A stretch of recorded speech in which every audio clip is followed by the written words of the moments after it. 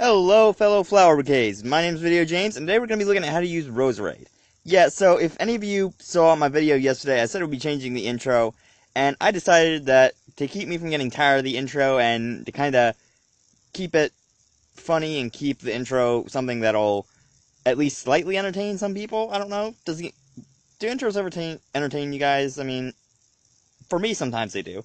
But anyway, I figured I would change it with whatever's going on in the video, so that's basically why I said hello, fellow bouquets. But anyway, today we're going to be looking at how to use Roserade. Now, Roserade is actually a very nice Pokemon. Roserade is actually, not only is she a nice Pokemon, but she's a nice Pokemon. So, when we look at Roserade's typing, we see we got Grass Poison, meaning we are going to be getting that weakness to Fire, Flying, Ice, I believe Bug still, actually no, because Bug would get resisted by Poison, so it would be cancelled out. But we are going to get the weaknesses to Fire, Flying, Ice, and Psychic. However, we are going to get the resistances to Water, Electric, Grass, Fighting. We're actually going to get a resistance to Fairy as well. So we're basically going to be resisting a lot of the current meta. Especially all those Water teams. Because those Water teams are still extremely relevant. And I don't know why. It's everywhere. Every time I go into a battle, I'm only going to see like, oh, Politoed. Oh, Swampert. Oh, Politoed. Oh, Swampert. What the heck? And it's just like, okay, when is there not going to be a water team so I can know when I'm actually going to have a fun battle? Because typically I'm going to have at least one grass or electric sweeper. So I can just constantly be like, okay, bye. But anyway, looking at Roserade's abilities, we see we got Natural Cure. It's a status where you burn, paralyze, sleep, poison, freeze. Any of those statuses will be healed when it's withdrawn from battle. However, Confusion won't actually be healed as well as Infatuation, because those automatically get healed when the Pokemon leaves the battle. And then we see we have Poison Point, that if the opponent actually hits Roserade, so say I used Crunch from a Lycanroc Dusk on Roserade, then it has a 30% chance to actually poison that Pokemon. Now we see its hidden ability is actually really great. We got Technician, that moves with a base power of 60 or less, are boosted by 50%. Now, Technician is one of my favorite abilities, because not only does it boost a lot of moves that really make benefit of having 60 base or below, but it also makes Hidden Power a lot more useful. So if you don't know Hidden Power, I'll actually scroll down to it. Yeah, here we go, right here. TM10, Hidden Power. So, Hidden Power is a move that damages based on the IVs, meaning that based on your IVs that you have on your Roserade, that it's gonna kind of change how your Roserade kind of plays, I should say. Okay, so basically, Hidden Power is a move that damages based on IVs, and I couldn't really find a chart that gives it 60 IVs, because there's a hidden mechanic where if you have a certain amount of IVs, that Hidden Power will actually be 70 base power instead of 60 base power. I forgot the power for a minute. But here we can see all the typings. Basically, it's just one slot taken away from an IV, like we see over Dragon, that we've got HP and attack are minus an IV, or we've got the first set for Dragon, that HP is the only one minus an IV. So it all just kind of depends on your IVs, that your IV set can kind of determine what Hidden Power you're running, but typically the only one that gives you perfect full IVs any way you go is actually Dark. And then looking at Roserade's stats, we see we actually have 515 as base total. So we see we got 60 in the HP, we got 70 in the attack, we got 65 in the defense, we've got 125 in the special attack, we've got 105 in the special defense, and we got 90 in the speed. So we can already see where Roserade got its buff. So we can tell right away, basically meant to be a special attacker, kinda meant to be fast, I should say, with 90 base power, although it is going to get outsped by stuff like Charizard. On over into Showdown, we see the first set is actually a Life Orb Roserade.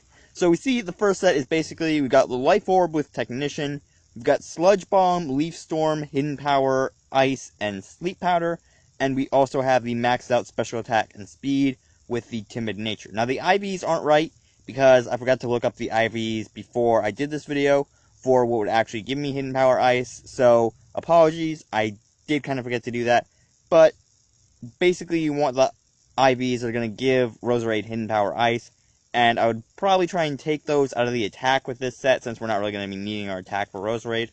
Or you could take them out of the HP, that you could lower your HP, but again, I'd kind of suggest taking them out of attack.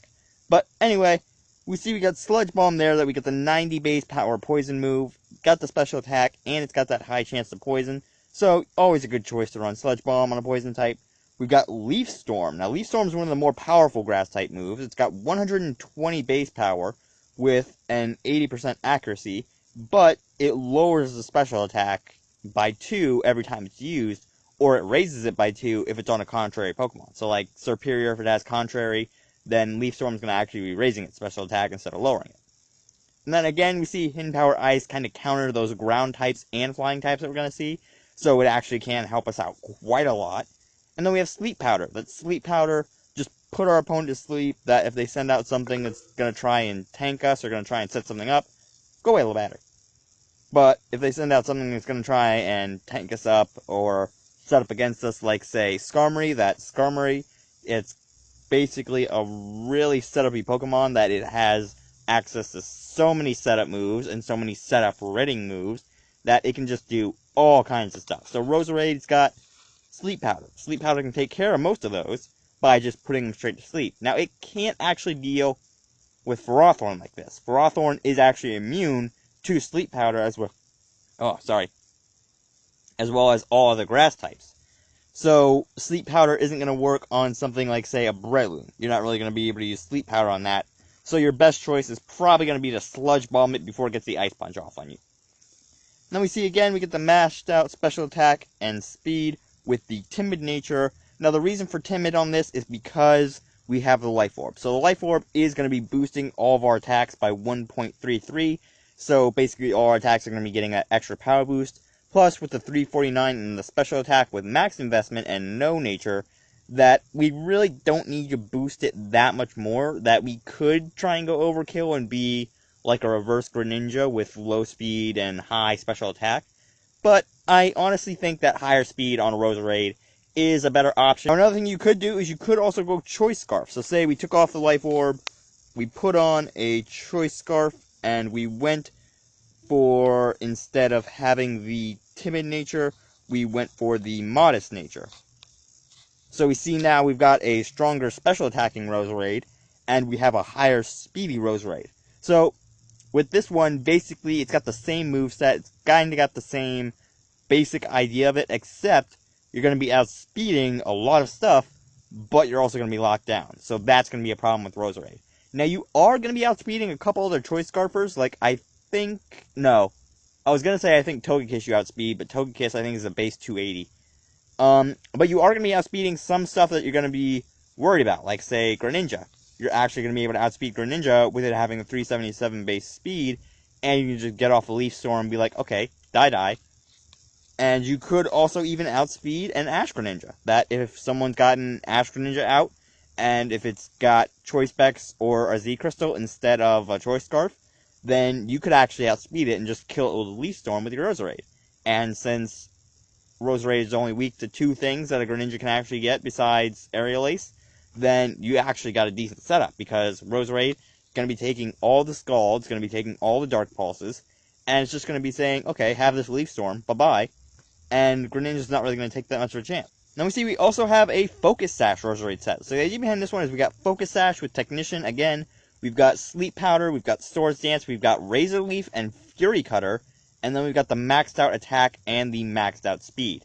Now the idea behind this is we're basically running as a kind of Butterfree set. So if any of you have seen how Butterfree runs since it got Quiver Dance, that a lot of people are basically running Sleep Powder, Quiver Dance, Bug Buzz, and I believe Air Slash or Giga Drain. I believe I've seen both used fairly frequently, but a lot of people tend to go for Giga Drain sometimes just to get that health recovery back. So with this set, we kind of want to run a similar kind of premise. That we got Sleep Powder, put our opponents to sleep, give us a few free turns of setup. Then we have Swords Dance, that's Swords Dance, doubling our attack, meaning we're going to go up into the 470s.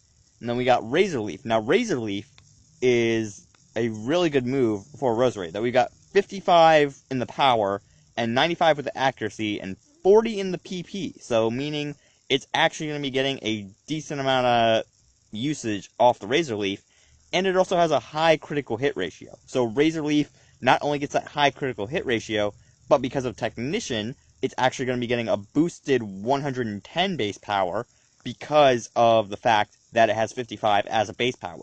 Which is why I actually think that you could run it this way. That Roserade with the lower base power moves actually can be viable. It can actually do a decent amount of damage. That a 105 base power move with no drawback is pretty overpowered.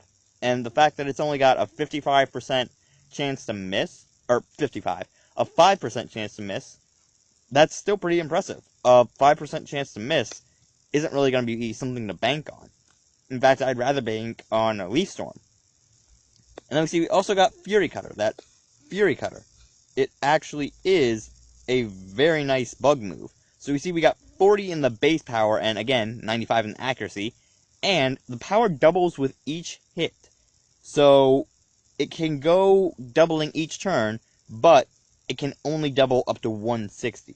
So every time you use Fury Cutter, it would double up, and we'd go 2, 3, 4 turns, and we just get that base 160 power, and we just get absolutely menacing with Roserade. That with the Technician boosting our power even more, that it's still going to be doing massive amounts of damage. However, you do have to worry about one thing, and that's after the first Fury Cutter is used, you can't really use it again in succession and expect there to be good results from Technician. Because after it gets off the first hit, it is going to lower the Technician down to 0, and the power is just going to be a base 80. However, that's still going to be very good. That with our Psychic weakness, Fury Cutter is going to help us out a lot. That a lot of the Psychic types, if they see us, are going to usually be slower unless they're running something like Alakazam or Mega Medicham or Mega Gallade. I've seen a few Mega Gallades. I'm running a Mega Gallade. But either way, Fury Cutter, very viable move. And Razor Leaf, again, very viable move that you could run on a Roserade. You could run a low power Roserade, and just have fun with it. Now, if you wanted, you could also go with a higher power move. So, say, instead of Fury Cutter, we ran something along the lines, hold on. Showdown decided to stop loading for a minute. But say, instead of Fury Cutter, we decided to run something like Petal Blizzard. And then, instead of Fury Cutter, we could run Poison Jab. So now we have Petal Blizzard having a good amount of damage, and not too bad in accuracy. And we also have Poison Jab, getting that 30% chance to poison, and just having that stab from the poison typing. So we see, either way, you could run Roserade as a physical, and you could make use of it. You could make use of Roserade as that kind of Butterfree setup. And then the last set we see is kind of a tanky Roserade set, that we've got the Black Sludge with the Poison Point, we've got Substitute, Spikes, Sleep Powder, and Giga Drain, with 240 in the HP, 252 in the Special Defense, and 16 in the Speed. Now, there is a plan behind the split EVs, so let me explain. The idea behind this Roserade is basically we're going to be tanky, but we do have a really decent amount of bulk with our Special Defense. So we see, with max investment and in nature, our Special Defense is going to be hitting 339, and with our HP being invested by 240, we're already hitting 321, and with 16, we can actually boost our speed where we'll be faster than, say, a few base 100s with no investment. So, say we run into something like, I don't know, Charizard that's been HP and attack invested for a Mega X, then we're going to outspeed that, and we could get off, say, a Substitute before it even hits us. And then we see the idea behind the move pool is that we got Substitute, kind of give us that little wall, that if we're not going to be getting hit by something super effective, we can just Substitute, take a few hits, set up Spikes, or set up a Sleep Powder, and then we can actually do some amazing work while that's happening. And then we can just set up Sleep Powder. That Sleep Powder, we can get that done after a Substitute, and we can block down a lot of stuff that if we get the Substitute off on something like, say, a Tapu Koko, then we can say, okay, I'm going to Sleep Powder, you're not doing anything. Goodbye, go away, get out of the game. Or if we see something like, say, a Landorus, that Landorus, if it doesn't really try to attack us with the Flying EMZ, then we can go for Sleep Powder, then Substitute, just to give us that free turn of just protection. And then we can just set up Spikes or go for Giga Drain. That we can just try and drain down his health slowly with our Giga Drain, and we can actually manage to get our health back up as well. And again, the idea behind this Roserade is basically a setup-y kind of support Roserade, so you don't really want to bank on this as a tank completely. You do kind of want to have an option for this to swap out in. So something like, say, a Hippowdon. A Hippowdon could very easily take a lot of the stuff that Roserade wouldn't want to. So say you swap in a Hippowdon for a Landorus. Okay, Earthquake, not going to do that much to us. Flying type, definitely not going to do that much to us. And we're actually going to be able to tank out that Landorus, so we can either kind of force them to switch out, or we can kind of set up for our own stuff, and we can put out a Stealth Rocks, and if that's the case, we could switch out Spikes for Toxic. But either way, Roserade can be a viable support Pokemon. There are a few ways to use a tank Pokemon, but I couldn't really get a determined figure down for them, because it was just kind of all over the place. The tank potential of Roserade kind of seemed a little off to me, so I didn't really know how it would work out well. But if I do figure that out, I will probably do a second video on Roserade to figure out how the tankiness would actually work. But for now, I'm going to end up leaving this video here. So, again, as always, if you guys have any Pokemon you want to see me do videos on, let me know down in the description, and I will do them as soon as possible. I don't know what one I plan to do next week. I don't know, because of the break, I don't really have a schedule set up, because during the break, I was kind of just working on stuff outside of YouTube and getting stuff done outside of YouTube to get around that area, and I didn't really have time to plan anything out. So I basically ended up just not really doing anything regarding YouTube planning, so I have no clue what I'm going to record next week. But if you guys have any suggestions, let me know. I'm always looking to hear them.